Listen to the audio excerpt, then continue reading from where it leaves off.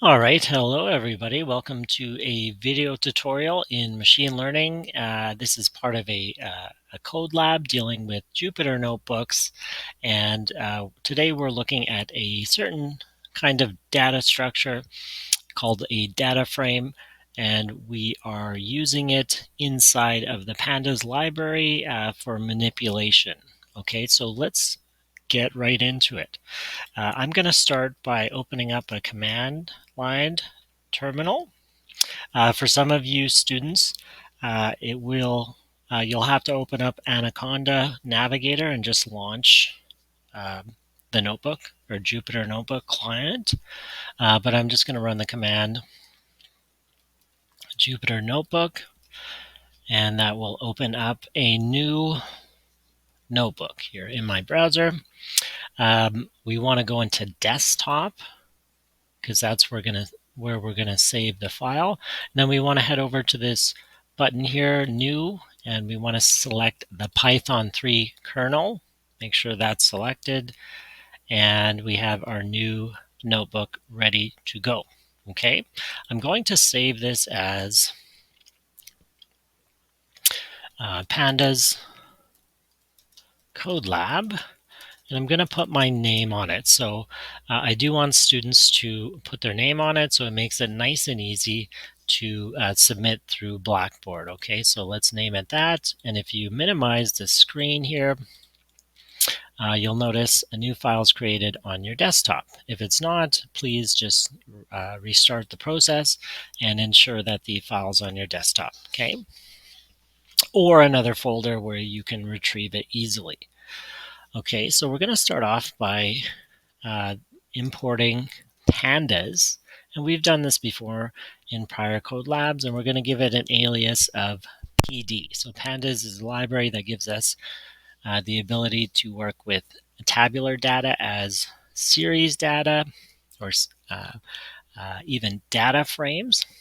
So the most common use is data frames, and we can perform a lot of manipulation methods with pandas. This next import statement is NumPy. So NumPy in this code lab is going to be used to insert null values in our data structure. Okay, and we'll see what that looks like. The last import is going to be matplotlib, and we're using the pyplot module, and we're going to give it an alias of PLT. Okay, eventually we are going to visualize the data as a line chart. So we do want to import that matplotlib, and it makes it easy for us. Okay, we're going to write a comment here, and we're going to create a new data frame. And we can just say, we can call it a dictionary because it's in dictionary format, but we can view it also in terms of tabular data because it will have columns, it will have rows, okay? So let's name it data, and we're going to use JSON-like syntax. Okay, so curly braces, quotes, single quotes, and brackets. Okay, but we're going to have a number of these rows, and the first row we're going to start with is name. Okay, and we're going to have a colon here, and then we're going to use brackets to delineate the rows. In this case, rows could represent columns or just simple data cell rows, okay? But the name is actually a column header. So we're going to give this column data. Okay, so we'll start with John. Next we'll go Jane, Michael, Emily, and then finally David. You just got to watch the syntax because there's a lot of places where you can create errors here. Okay, so what this data represents is actually exam scores or subject scores for two subjects, math and science. And so we're going to have a lot of numeric data here. This next column heading is math. And here we're just going to give it numeric or number data and or integer data. And we want to make sure the values do reflect what's being written on the screen here, because it is purposeful, and when we do sort through the data and analyze it, we want to make sure these values are the same. Okay. I just want to note too, once we start going along, these values will correspond to the names here. So for instance, John's math score is 85, Jane's math score is 92, and so on. It's a little bit hard to see because, there's more data in one row as opposed to another, but it all corresponds. In this math row, we're actually going to have what's called not a number, and that's why we use NP or NumPy, because it gives us access to this not a number object, and it just represents a null value or a missing value. Okay, so we're going to go np.nan, or not a number, and you may have heard that before, and it's very common usage in development languages. And we're just going to finish off with 88 right after the comma there. But we can say here that Emily's math score is null or missing. Okay. All right, and if you kind of line up the data here, you can see that that is indeed Emily's math score. The next column heading is going to be science, and we're going to have an array of values here. But note that we actually put 45 as Jane's science score, which means that is actually a failing grade. So Jane actually has a failing grade for science, and that's important when we perform some insights onto the data, because we do want to know which names, or which students rather, are failing in which subjects. Okay, so we're just going to put that one failing grade in there, and we can even say this column includes a failing score, just to note that. Okay. All right. I'm just going to move this over here out of the way. All right. So that is our data dictionary object. And if you're not familiar with Python dictionaries, there are great resources right on W3 Schools. You can find out more, but that's it. So now that we have our data created, I should note that you could just as easily import a CSV file or some other delimited file, an Excel file, using methods like read CSV or things like that. Okay, but now we're just using a mock dictionary object that we created from scratch. Okay, next we're going to use this df, and that stands for data frame, and we're going to equal that to PD data frame, and we're going to pass in this data object. Okay, so from now on, this data frame represents the data from this dictionary that we created. Excuse me. And if we want to inspect it, we can just put in df or print df and run it. Okay, what do we have here? Oh, we have an error. I just want to debug that. What is it saying? Invalid syntax. Perhaps I forgot a comma. Let's see. NP not a nan.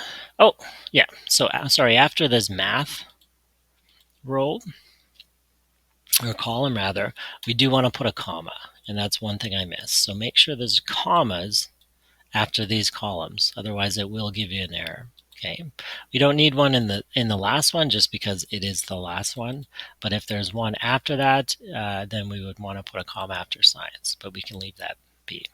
So now that we inspect the data, we can visualize it.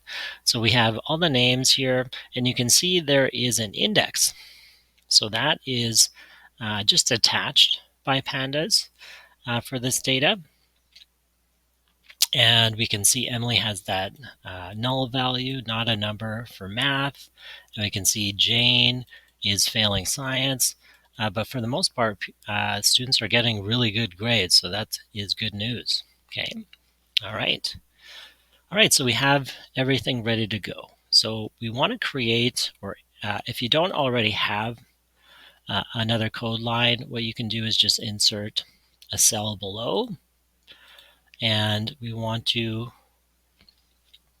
actually now describe the data. And this gives us basic statistics. We've done this before.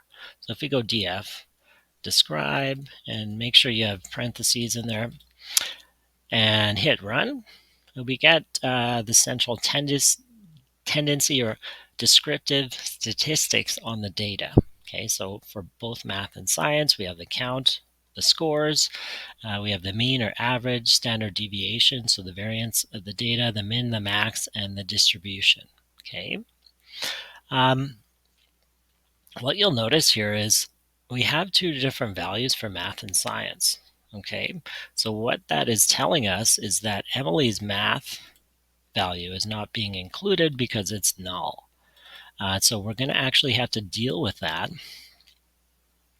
because it can skew the data or kind of lead the code to error. So we want to take into account that Emily's math score is not a score at all. It's actually a null value, and that's something we have to deal with further on. Okay, but let's get into some common methods in Pandas. So we're going to create or insert a new code line, and for me it just automatically does it, but you might have to run or hit insert and then cell below. Okay, so let's keep going. So now we're going to access specific columns. Okay, so how do we do that? Well, we're still working with that df alias, but if we wanted something like the math column, we could equal that to df, and using bracket notation, we simply identify the column in the data. Okay, and so if you wanted to inspect that, you could just repeat the math column. What if I wanted the science column? Well, I could do the same format. Instead of actually typing this out, you can just copy it and paste it and then change that to science. Okay, and if you wanted to inspect one or the other, we'll do the math column. You can see here, it will give us strictly the math column without the names. And it will even give us the data type. So D type is short for data type, and it is float 64, which means you can have decimal, well, it is a decimal number, and you can see up here in the table that we have decimals. Okay, so it defaults to float 64. Okay, and we can have big decimal numbers because 64-bit gives us a lot of decimal places to work with. It's important to note, if you know the size of your integers or floats or something like that, you want to change the data type accordingly just to save on resource allocation or memory allocation. Okay. All right, so now we know how to select specific columns. Now we want to move to filtering the data. So what does that look like? Well, let's make a comment. Filtering the data. Okay. And what we're going to do next is basically we want to know, well, we do know actually that one of the columns, or sorry, one of the data points or scalar points for math, in this case Emily's math score, is not a number, but there's also Jane's science score, which is failing. It's a failing grade. So if we wanted to filter out just Jane specifically, we can go failing science, and we can equal this to data frame, and we use bracket notation. And from here, basically we repeat the df. So the data frame, this is creating a new data frame from an existing. So we have to repeat the df, and we want to go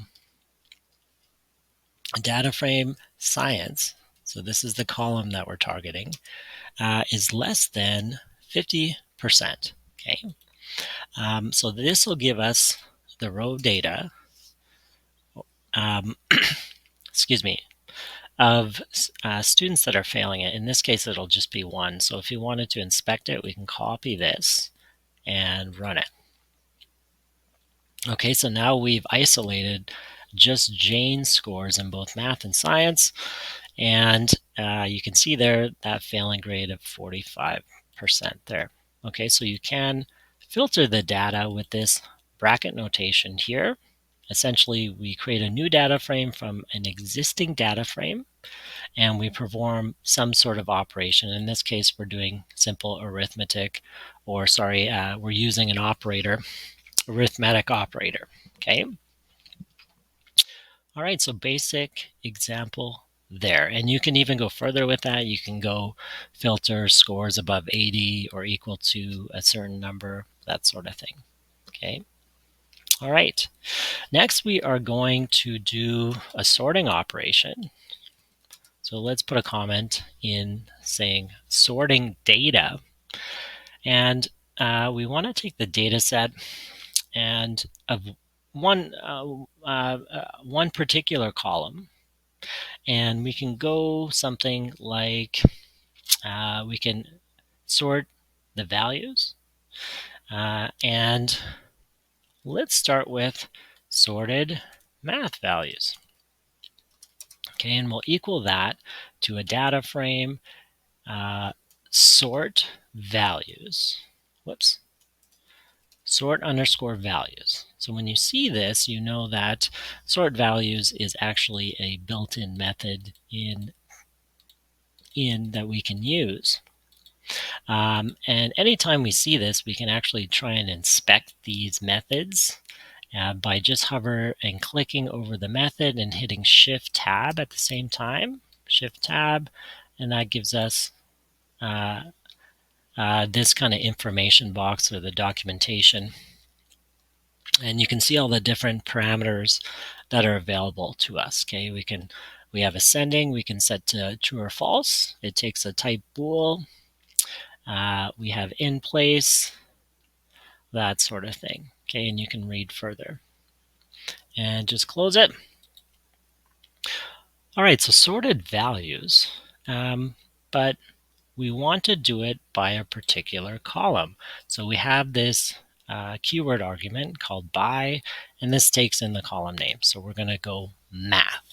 Okay, and by default, we'll make a comment. By default, sorts in ascending order. Okay, so without even setting,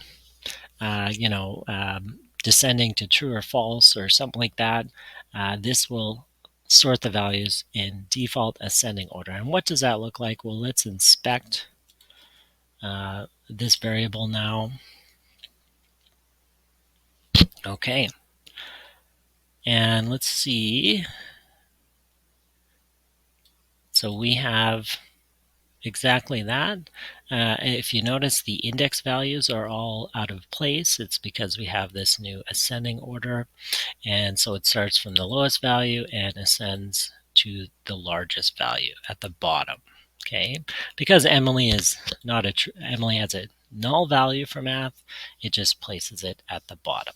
Okay, but if we inspect the sort values again, click on it, Shift Tab, and just open it up a bit, maybe we can, looks like we have a keyword argument that we can set to false. So let's see if, whoops, see if we can set this to false and see if that's going to change anything. Oh, let me inspect that one more time. Whoops. Okay, it says ascending, it takes bool. Oh, and I had a lowercase f, so let's try uppercase. Perfect. Okay, so using the keyword argument ascending, I can set that to false, and we can have the highest values on top, which perhaps is more useful, especially if you're inspecting, a limited amount of documents in a head or something, the first 5 records or something like that. Okay. All right, so now we can we kind of get a a feel for how we can sort the data if it's out of whack, or I guess I should say, all over the place. We can really start to ascend based on, sort based on these column names. Okay. And again, just explore the methods, and you'll learn more about how to use them or implement them. Okay. All right. So moving along, what happens in this data? What do we see is these scores are particular to the subjects, but what if we wanted to add a column? Okay. So if you recall, let's just put a data frame. Excuse me. And this is, oh, sorry. Let's run this. So this is our original data frame in the original order. But what if we wanted to add a new column? So what would that look like? Excuse me, let's add a comment, adding a new column. And basically, the first thing we start off with, whoops, is a data frame. And then actually the name of the new column. In this case, we're going to equal it or use bracket notation and just name it total score. And we actually perform a operation on it to calculate the sum of the math and the science columns, and that actually gives us a new column total. Okay.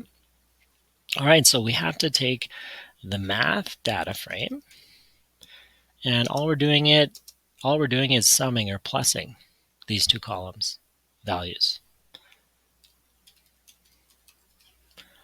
All right. And we can inspect the new data frame. And it's just that easy. So now we've added a new total score. In this data set in particular, it doesn't really make sense to sum these up, but perhaps you're calculating a total score or a GPA or something like that. Okay. All right, and it's just that easy to add a new column. So let's keep going. Next up is we are updating data.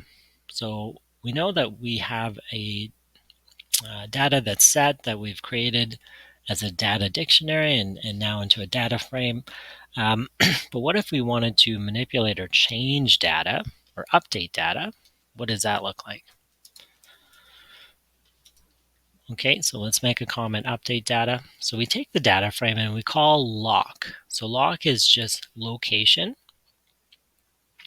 And so basically we're assigning a new value to the particular scalar unit, but we need to actually locate this particular cell. Okay, so what does that look like? So in this data lock, we use the bracket notation, and then we have df because we have to provide the data frame in which this data exists. So it's in, we're going to start with name, and we're going to use an equality operator to focus on Emily. And what do we know about Emily? Well, Emily has a null value, not a number, in the math column. Okay. And we kind of provide that math column as a second argument. So you can see, okay, well, where are we, or which name, or which student really are we honing in on as the first argument data frame? The next would be, okay, well, which column header are we looking at?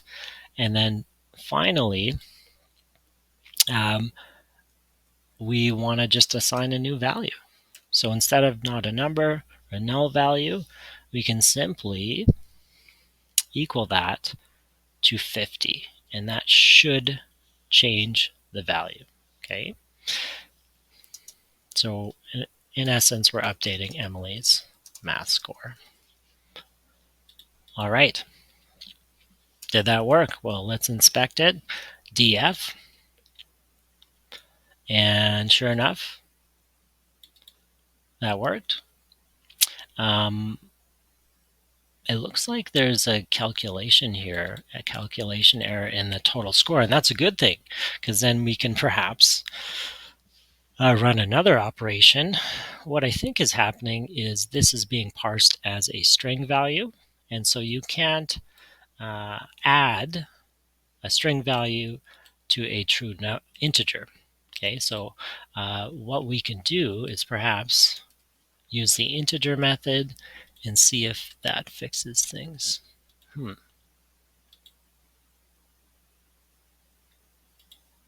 Interesting. Okay.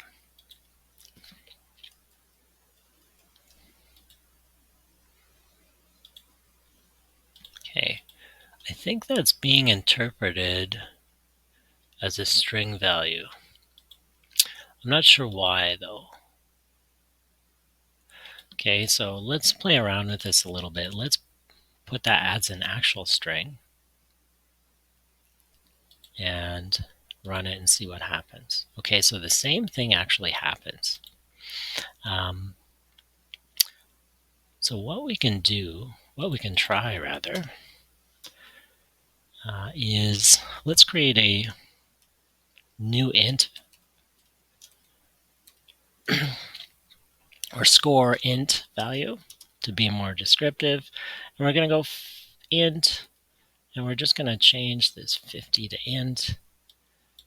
And we're going to pass this and run it. Okay, so it's still being processed as not a number. Okay. What I'm thinking is we might have to run this, adding a new column again in order to fix it. So if I just hit Control Z a few times and we go back to 50,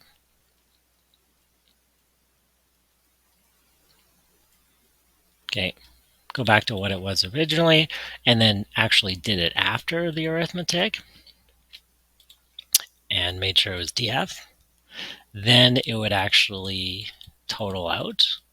But because I think just prior we did not actually assign it a value, that's why it's still displaying. So you would just have to run that total score calculation again. Okay. All right, looks good. I'm actually going to leave this line out or comment it out. Make sure you do, because what we're going to do is we want to keep Emily's not a number in there. And let's see if we can run this. And then we're going to run that again. Oh, let's see. Okay, so it's behaving a little bit differently. Okay. So that has actually been a permanent change, it looks like, which is fine. So we've updated the data. Everything looks good. So you could just move this here. I guess we'll just leave it here. And I'm just going to comment that out. Okay. So ideally, before you have this new total score column, you want to make sure those null values are dealt with before you start performing some arithmetic operations on the data. Okay, that makes sense. Okay. What I was going to show students, and we can still do that actually, is we can actually, yeah, let's do that. Let's get rid of that. Okay, so the update data code line, instead of 50, we are going to throw that back to not a number. Okay, and I'm going to put that in quotes. Okay, and you can see that it's parsed as a string, and so it looks good. So right now it's not a number. It shouldn't be calculating the total score, but that's fine. Okay, you just have to run that total score. But how do we get rid of, say that we have tons of data, okay, and we've seen data sets with tens of thousands of these rows. And you can imagine big data, you're dealing with millions of data points and rows. How would you get rid of these entries that are essentially useless to us? Because if we're looking at both the math and science scores, we can't really work with data that has missing values. Well, Pandas makes it easy for us. So we're going to actually go to this line here. And how do we drop a row with missing or null values? Okay, in this case, not a number. Okay, and all you have to do is explore kaggle.com and you'll find many such data sets with missing or just zeroed out data. Okay, so the method that we use here is actually called df and then dropna. Okay, so dropna deletes or drops rows with missing values. And inside these parentheses, we use a keyword argument called inPlace. And we're going to set this to capital true. Make sure it's capital true, otherwise it will not work. And that's it. So once we inspect this data frame now, Emily's record should just be wiped right off. Okay, and actually it's still there. Why is that still there? Let me just see. So we have drop now. Give me 1 sec. I want to try this total score operation again. Oh, you can't run it after you assign a string value. Okay. All right, so let's, instead of inspecting df, let's try a print statement. No. Okay. Or we can try a new df, and then we can expect this new df.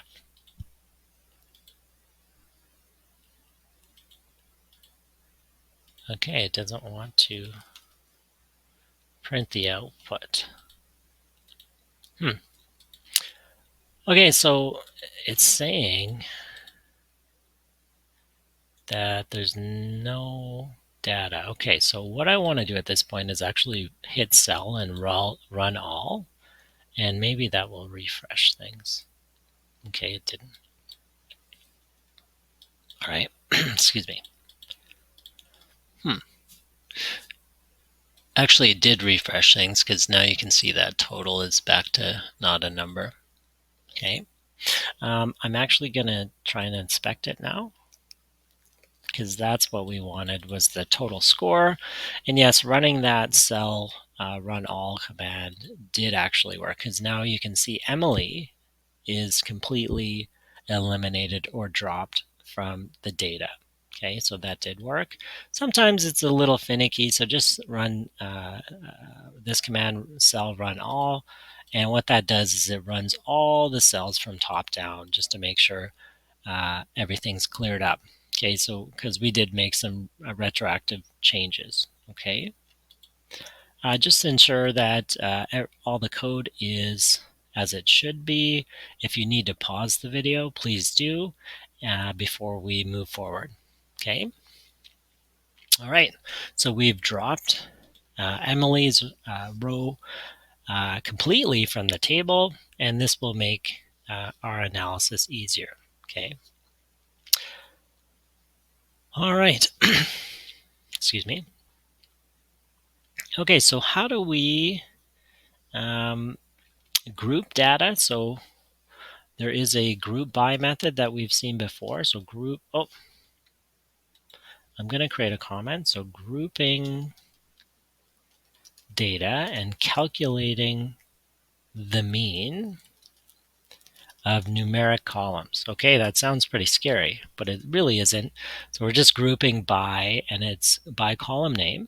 Okay, and we're calculating the mean or the average of columns that are simply numeric. Okay, which is pretty much all of our columns except name. All right, so grouped equals df group by. So you got to watch, because these are not camel case methods like JavaScript. It's just all lowercase. And we're going to group by math, the math column. Now we're going to attach this mean method. And this method has a keyword argument called numeric only. And you can imagine what that does. We're going to set that to true. Okay. And what does this look like? Well, let's try and inspect it. There we go.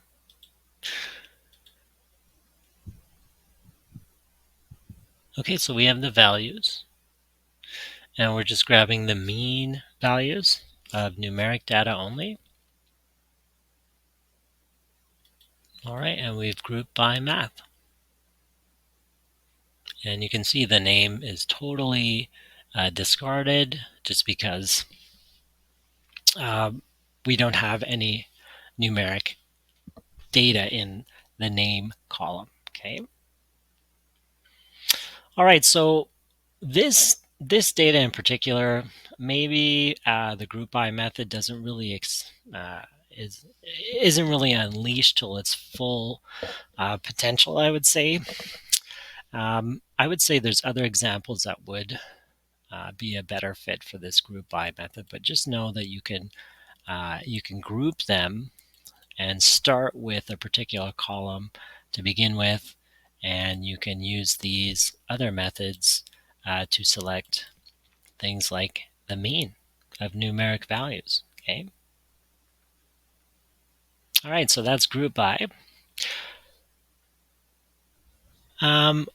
We did have an example of locating things, or data cells rather, if you recall. Here in updating, the first part of this was actually locating the data cell. So we have a df name is equal to Emily in the math column. Okay, so it took those two arguments there. So that would be inside the df method, which is just short for location. All right, and you can, I guess we can have an example here. So locating data. Let's do it again. So pick any person. So we can go Michael, and then we just want this 85 out of the science. Okay, out of the science column. So how do we do that? So Michael science score. Okay, underscore. And this is equal to df log. Okay, and we're going to provide that reference data frame now. So a data frame inside a data frame, and we are going to target the name column. We're going to say equal to Michael. And as a second argument, we're going to put in the column that we want, and that's science. And that should output the 85 score. So let's take this now and print it.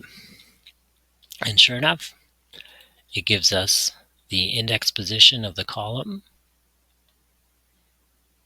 right? So 0, 1, 2. Name would be 0 because it's zero-based indexing. And we even have the integer type, or the data type rather. So that's pretty neat. So remember that because it is important to be able to locate this data. All right, there's another way we can do sort of interact with this data, and we can access the rows by index position. Okay, and what does that look like? Well, we can have something like the third row, and this is equal to df, but instead of loc for location, we're going to use iloc, and what that stands for is just integer location. And if we preview now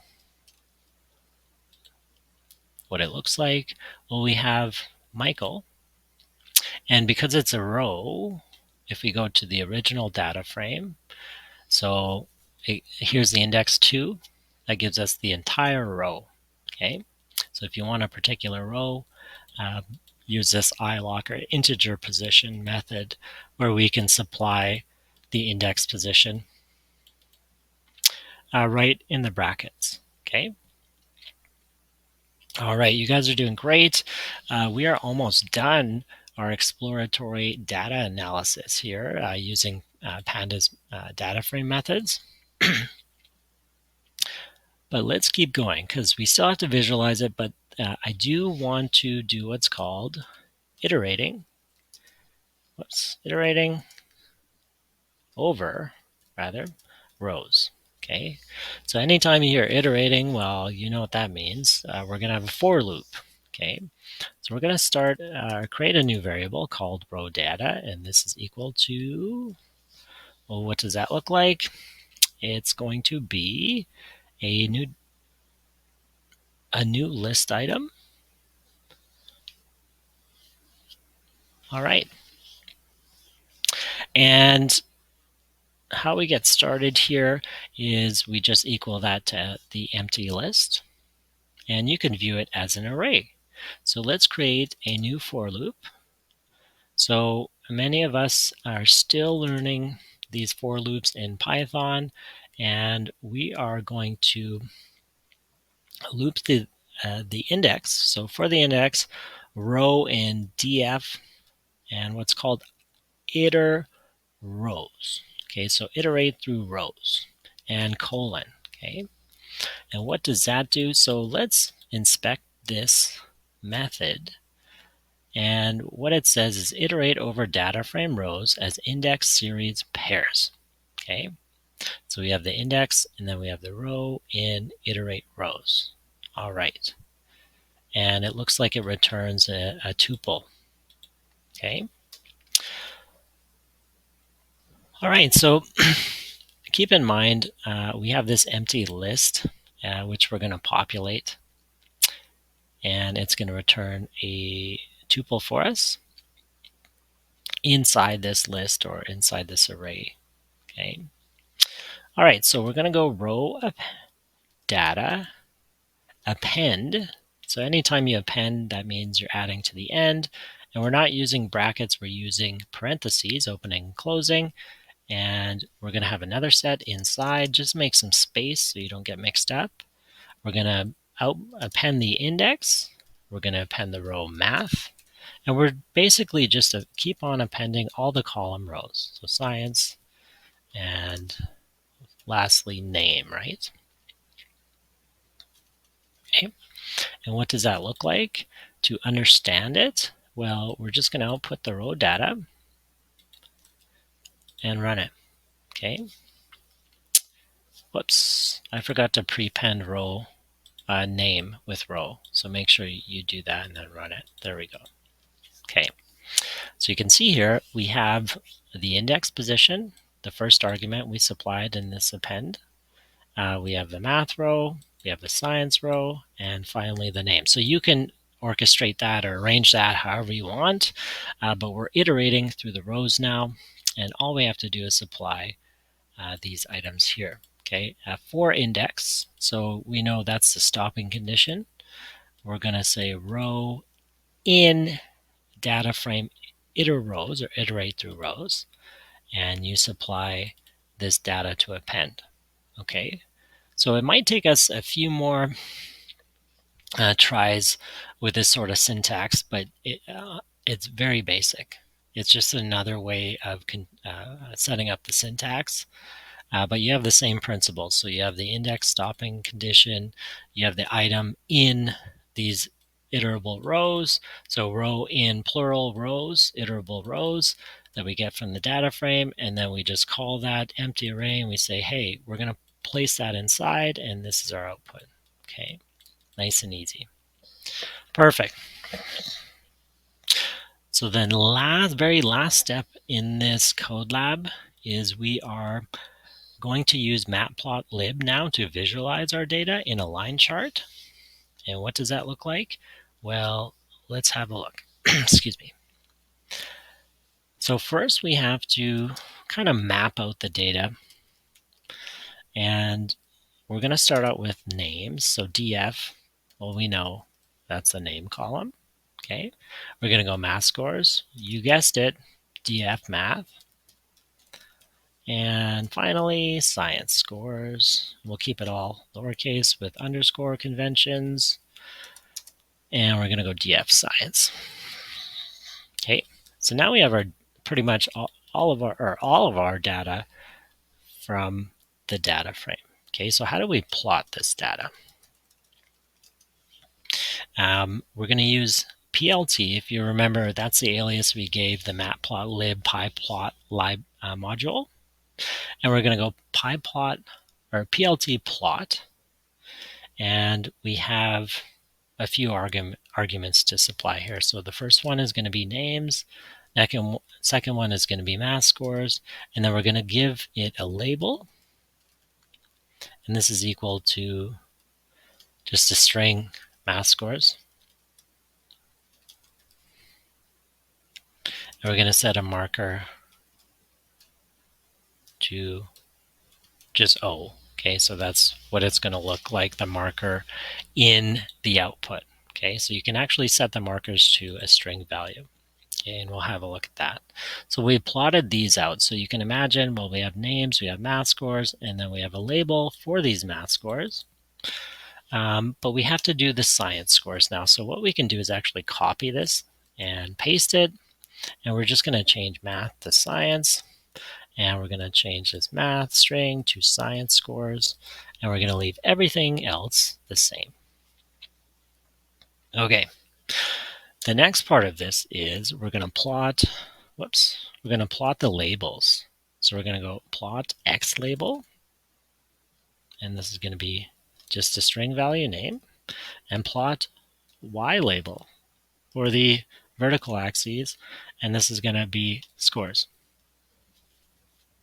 Excuse me. All right. And we can actually give our chart a title. And this is going to be just through this title method. And we supply it with math and science scores by name. Okay. And so we have a title. That was pretty easy. We have a legend. We're going to use a legend. And the last part here is PLT show. So that's always the last step when you're visualizing with matplotlib library. Okay, and we learn more about it in our dedicated section coming up in the course. Okay, so if we run that, what can we see now? Well, we see the scores, math and science scores of our students. Okay. All right. So we can see here Jane has that failing grade. That's why it's dipping down below. And then we have math scores up here. Okay, but they all correspond to the name. So John, for instance, would have a science score around here and a math score just up here. So actually they're doing better in math than they are in science overall. But if you were to run any statistical inference on this, you would really have to get rid of Jane's score, just because that is kind of an outlier and it would skew the data. You have mostly high values here. Okay. All right, so that concludes our code lab, working with pandas and data frames, even matplotlib, and I hope you enjoyed. So please have everything together. If you have to go back in the video, you most certainly can, and pause it. Just make sure you have the same kind of output. I hope you enjoyed, and I will see you next time.